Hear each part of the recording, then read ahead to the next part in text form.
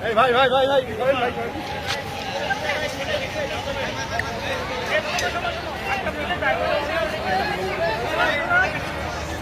ভাই সরেন সরেন সরেন ভাই এই ভাই ভাই হুজুর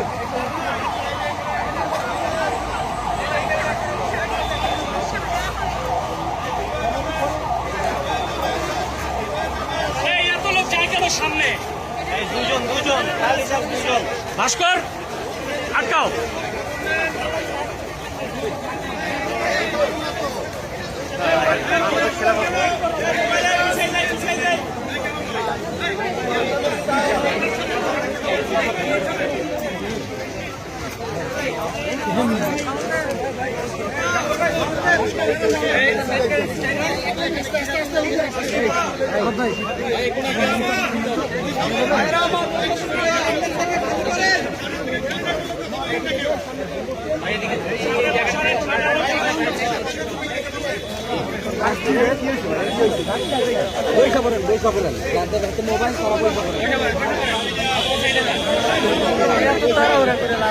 সবাই পাইবে কিন্তু তাড়াহুড়া করবে, সবাই পাইবে তাড়াহুড়া করলে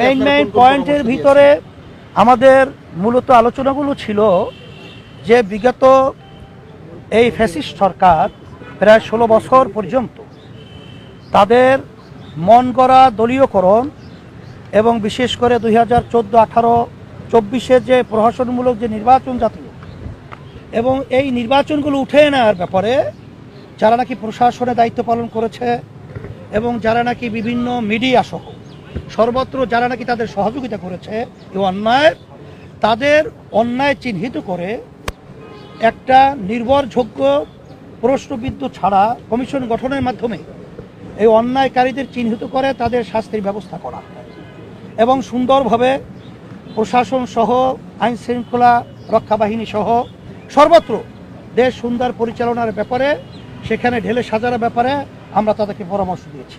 নির্বাচন এবং সরকারের মেয়াদ নিয়ে কোন কথা বলেছেন? সাথে সাথে আমরা বলেছি যে এই সব জায়গাগুলো সুন্দর স্বচ্ছ একটা পরিবেশ তৈরি না হওয়া পর্যন্ত আসলে নির্বাচন যখন দেওয়া হবে তখন আবার ওই আগের সেই ধারাটাই বাস্তবায়নের ক্ষেত্র তৈরি হতে পারে বিধায় আমরা বলেছি যে খুব শীঘ্র আপনারা এই সব জায়গাগুলো সুন্দর পরিবেশ তৈরি করার মাধ্যমে বিশেষ করে বাংলাদেশের আজকে 53 বছর স্বাধীনতার বয়সে যে পদ্ধতিতে নির্বাচন হইতেছে আসলে এখানে দেখা যায় কালো টাকার দৌরত্ব এবং যেটাকে বলা হয় দলীয়করণ, এই পেশি শক্তির মাধ্যমে আসলে মূলত যারা নাকি যোগ্য দেশ পরিচালনার এবং যাদের দেশের প্রেম রয়েছে এই ধরনের লোকগুলা অনেক ক্ষেত্রে দেশ পরিচালনার দায়িত্ব পায় না। সেক্ষেত্রে আমরা পিয়ার সিস্টেম যে নির্বাচন, যেটা সব শাখার সব ধরনের সব মন মানসিকতার লোক এখানে সম্পৃক্ত থাকতে পারবে এবং তাদের ভোট হবে পিয়ারের, এটা হলো সংখ্যানুপাতিক হারে নির্বাচনটা হবে। সেখানে দল এবং মার্কা থাকবে, জনগণ ভোট দিবে এবং সেখানে যেই দল যেভাবে ভোট পাবে সেই অনুযায়ী তাদের প্রতিনিধি সেখানে আপনার পার্লামেন্টে থাকবে, দেশ পরিচালনা করবে। সেখানে সবাই সম্পৃক্ততা সেখানে নিশ্চিত হলো, যার কারণে দেশ সুন্দরভাবে চলবে। এখানে কোনো আর বৈষম্যমূলক বা বিভিন্ন ধরনের নৈরাজ্য সৃষ্টি করার মতো কোনো পরিবেশ থাকবে না। এই আমাদের মানে আপনার কাছে আমরা বলেছি নির্বাচনের পরিবেশ সৃষ্টি হওয়ার সাথে সাথে না আমি একটু বলি, সেটা হলো যে আপনারা এই নির্বাচনী পরিবেশ সৃষ্টির জন্য আপনারা এই সরকারকে কত সময় দিতে চান? মানে আমরা এখন সময় কতটুকু হতে পারে আমরা বলছি খুব শীঘ্র। এখন আসলে এটা তো আমাদের হাতে না, আর এই ব্যাপারটা তো একদিন দুই দিন নির্ধারিত বলাও যায় না। তবে বলছি যে খুব ত্বরিত আপনারা পরিবেশটা তৈরি করবেন। তবে এর আমরা বাইরে এখন তো আমরা একটা বলতে পারি রোড না। ম্যাপ ঘোষণা করার জন্য বলছি যে নির্বাচনটা কবে হবে সময় ন্যায্য হুজুর একটু কিন্তু বলেন, একটা একটু রোড ম্যাপ বলেন, যাতে হুজুর বলেন। আমরা নির্বাচনটা কিভাবে হবে এবং কবে আপনারা কিভাবে করবেন একটা রোড ম্যাপের ব্যাপারেও আমরা তাদের সাথে আলোচনা করেছি। সেই শব্দটা আমরা ব্যবহার করছি খুব শীঘ্র। শব্দটা এই